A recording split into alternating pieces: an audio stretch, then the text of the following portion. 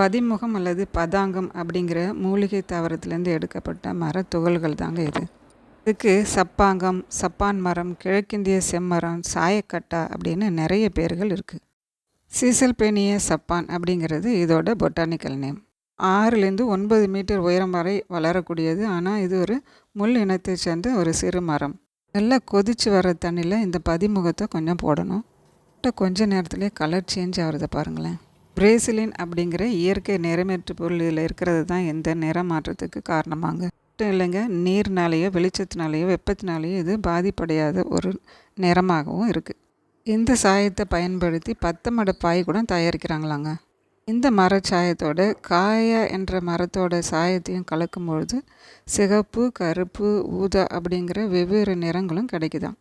வீடுகளில் மட்டும் பயன்படுத்தலைங்க.